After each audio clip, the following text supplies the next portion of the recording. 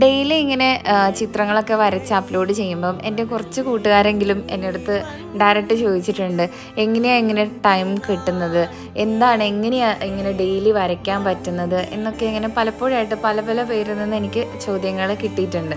അപ്പോൾ എല്ലാവരോടും എനിക്ക് പറയാനുള്ളത്, ഡെയിലി വരയ്ക്കുന്ന എന്തിനാന്ന് വെച്ച് കഴിഞ്ഞാൽ നമുക്കത് പെർഫെക്റ്റ് ആവുമെന്നോ ഒരു പെർഫെക്റ്റ് പിക്ചർ കിട്ടാൻ വേണ്ടിയിട്ടും അല്ല, നമുക്കത് പ്രാക്ടീസും കൂടിയാണ്. നമ്മുടെ ആ ഒരു കൈ വഴങ്ങുക, നമ്മുടെ ആ ഒരു മൈൻഡും കൈയും കണ്ണും ഒക്കെ ഒരുമിച്ച് ഒരു കോർഡിനേഷൻ കിട്ടുക എന്നുള്ളത് മേജർ ഫാക്റ്റാണ്. ഞാൻ ആർട്ട് പഠിച്ച ഒരാളല്ല, ഇങ്ങനെ വരച്ച് വരച്ച് ഇമ്പ്രൂവ് ചെയ്തുകൊണ്ടിരിക്കുന്ന ആളാണ്. പിന്നെ എങ്ങനെ ടൈം കിട്ടുന്നതെന്നുള്ളത് എനിക്ക് വേണ്ടിയിട്ട് ഞാൻ ഒരു ദിവസം കുറച്ച് നേരമെങ്കിലും ഞാൻ ഉണ്ടാക്കിയെടുക്കും.